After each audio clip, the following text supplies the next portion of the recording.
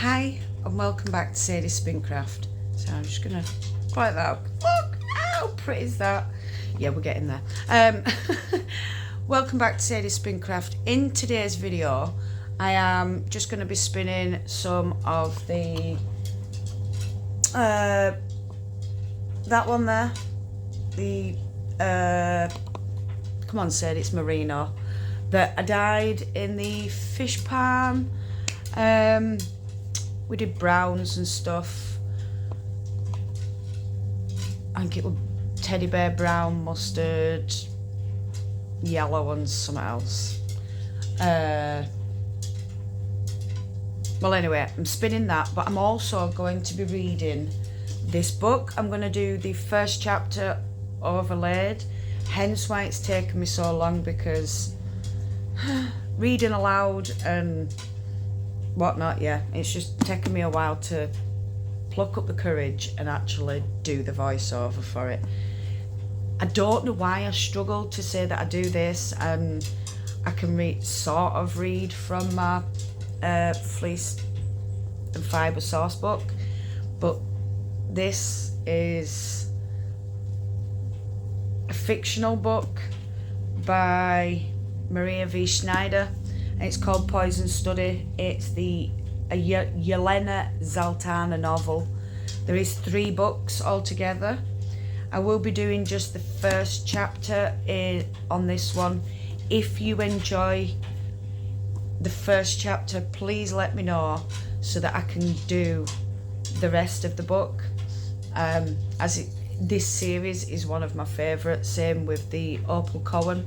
So there's 6 books technically altogether in this series, but you can just do the first 3. So yeah, we are going to read Maria V Snyder. So yeah, let's get on to it. Poison Study by Maria V Snyder, a Yelena Zaltana novel.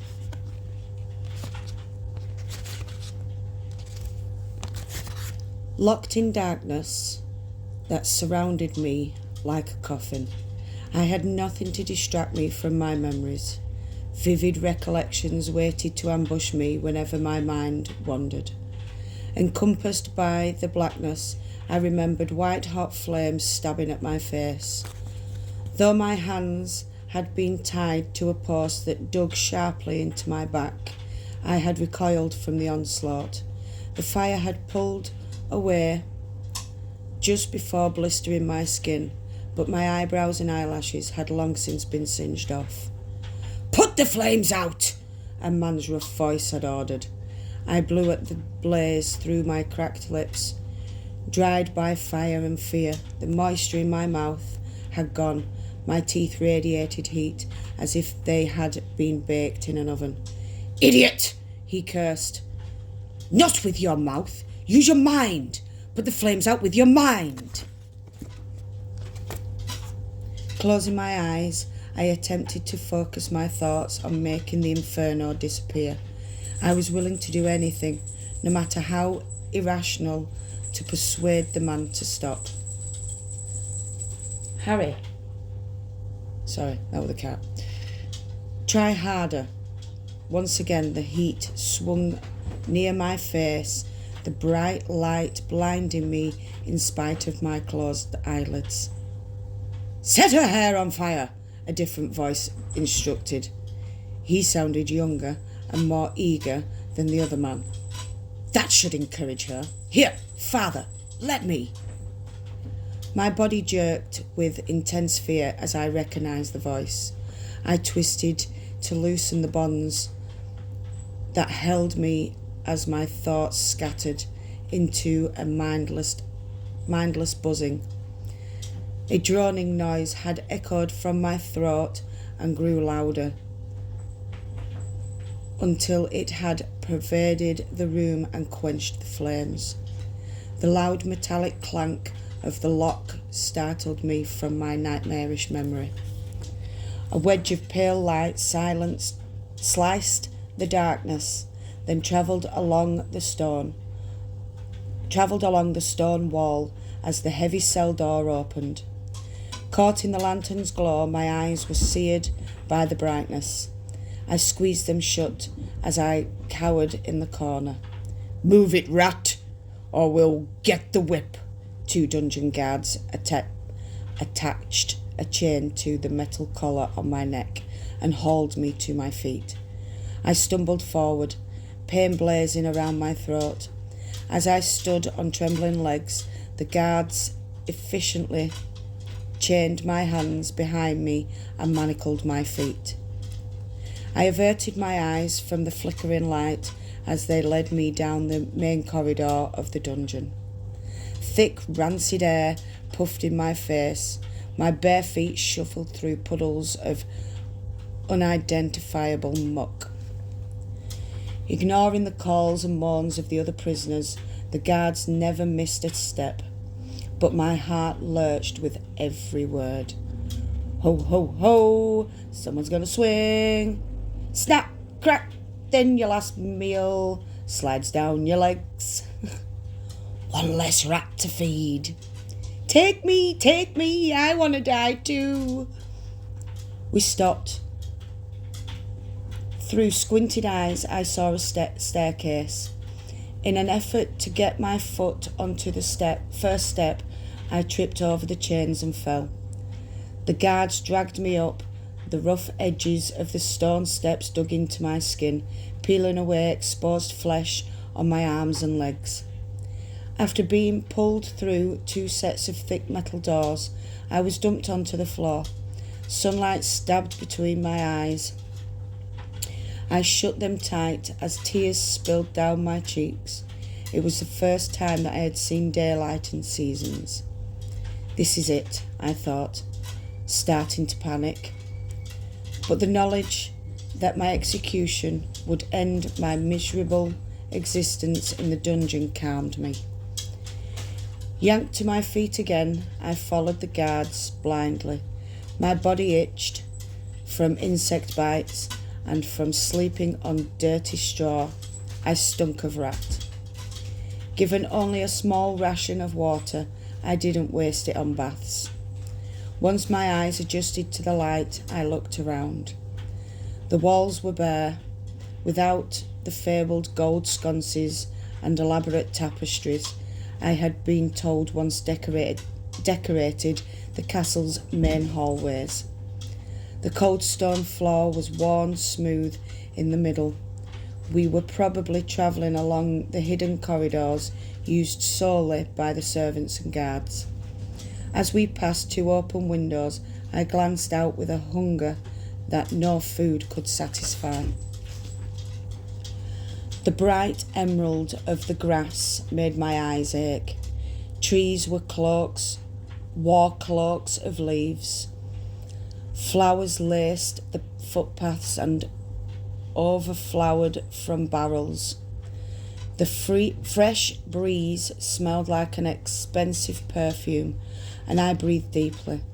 After the acrid smells of excrement and body odour, the taste of the air was like drinking fine wine.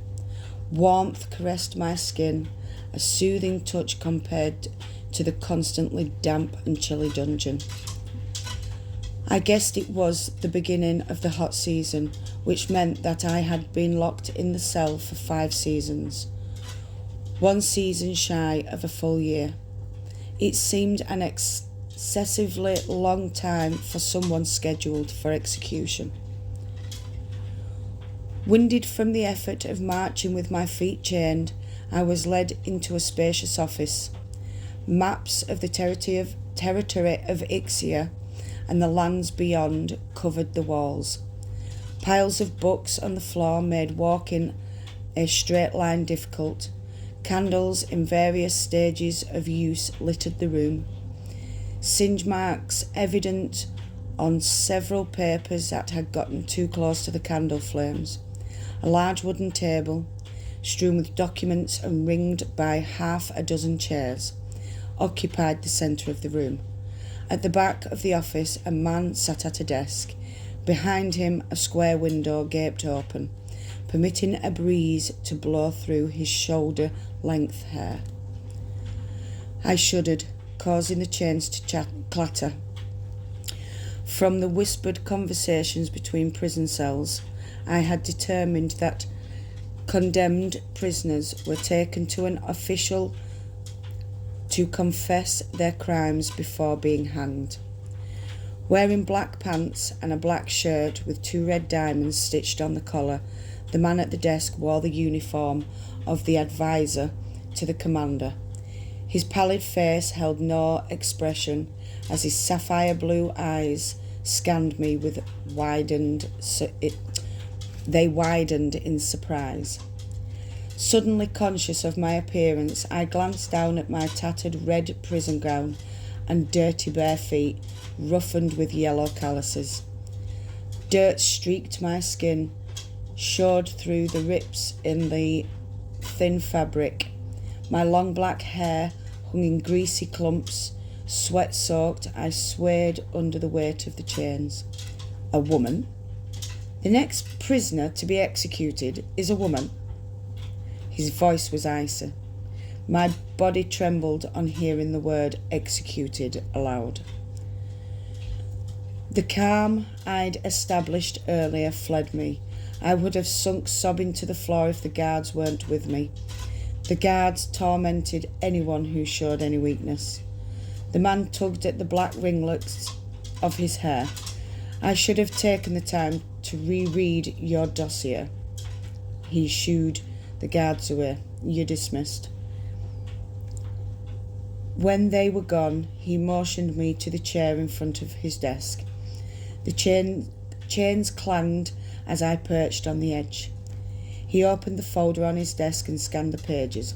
Yelena, today may be your lucky day, he said. I swallowed a sarcastic reply. An important lesson I had mastered during my dungeon stay was never talk back. I bowed my head instead, avoiding eye contact. The man was quiet for a while. Well behaved and respectful. You're starting to look like a good candidate. Despite the clutter of the room, the desk was neat. In addition to my folder and some writing implements, the only other items on the desk were 2 small black statues glittering with streaks of silver. A set of panthers carved to lifelike perfection. You've been tried and found guilty of murdering General Brazil's only son, Rayad. He paused, stroking his temple with his fingers. That explains why Brazil's here this week and why he has been unusually interested in the execution schedules. The man spoke more to himself than to me. Upon hearing Brazil's name, fear coiled in my stomach. I steadied myself with a reminder that I was soon to be out of his reach forever. The territory of Ixia's military had come to power only a generation ago, but the rule had produced strict laws called the Code of Behaviour. During peacetime, most of the time, strangely enough for the military, proper conduct didn't allow the taking of a human life. If someone committed murder, the punishment was execution. Self-preservation or an accidental death were not considered acceptable excuses. Once found guilty, the murderer was sent to the commander's dungeon to await a public hanging. I suppose you're going to protest the conviction, say you were framed, or you killed out of self-defence. He leaned back in his chair, waiting with a weary patience. No, sir, I whispered, all I could manage from unused vocal cords. I killed him. The man in black straightened in his chair, shooting me a hard look. Then he laughed aloud. This may work out better than I'd planned, Yelena. I'm offering you a choice. You can either be executed, or you can be Commander Ambrose's new food taster. His last taster died recently, and we need to fill the position. I gaped at him. my heart dancing. He had to be joking. He was probably amusing himself. Great way to get a laugh. Watch hope and joy shine on the prisoner's face and smash it by sending the accused to the noose. I played along. A fool would refuse the job. My voice rasped, louder this time. Well, it's a lifetime position. The training can be lethal. After all, how can you identify poisons in the commander's food if you don't know what they taste like? He tidied the papers in the folder. You'll get a room in the castle to sleep, but most of the day you'll be with the commander. No days off, no husband or children. Some prisoners have chosen execution instead. At least then they know exactly when they're going to die, rather than guessing if it's going to come with the next bite. He clicked his teeth together, a feral grin on his face. He was serious. My whole body shook. A chance to live. Service to the commander was better than the dungeon, and infinitely better than the noose. Questions raced through my mind. I'm a convicted killer. How can they trust me? What will prevent me from killing the commander or escaping? Who tastes the commander's food now? I asked instead, afraid if I asked the other questions he'd realise his mistake and send me to the gallows. I do. So I'm anxious to find a replacement. Also, the code of behaviour states that someone whose life is forfeit must be offered the job. No longer able to sit still, I stood and paced around the room, dragging my chains with me. The maps on the walls showed strategic military positions. Book titles dealt with security and spying techniques. The condition and the amount of candles suggested someone who worked late into the night. I looked back at the man in the advisor's uniform.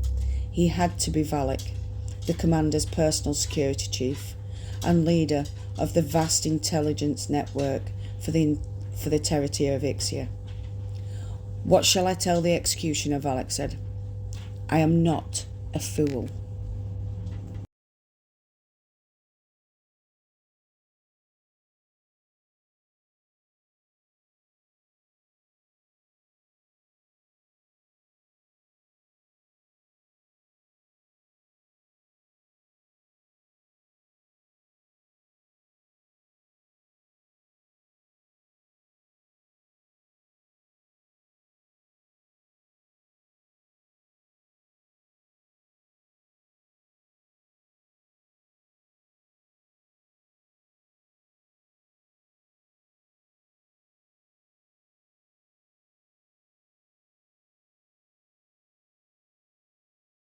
Well, I hope you all enjoyed that. I did make a few mistakes, but how am I supposed to get any better if I don't try? So yeah, I hope you all enjoyed it. If you did enjoy and you're curious, please comment below chapter 2 that you want chapter 2. Please comment below that you want that. Also, thank you so much for watching and putting up with me. I also want to say, if you are new to the channel, thank you very much for joining and just enjoying the craziness that comes along with this channel. To all the returning viewers, thank you very much. I love you all very much. If you haven't subscribed yet, please hit that subscribe button and the notification bell. If you have any questions, do comment below.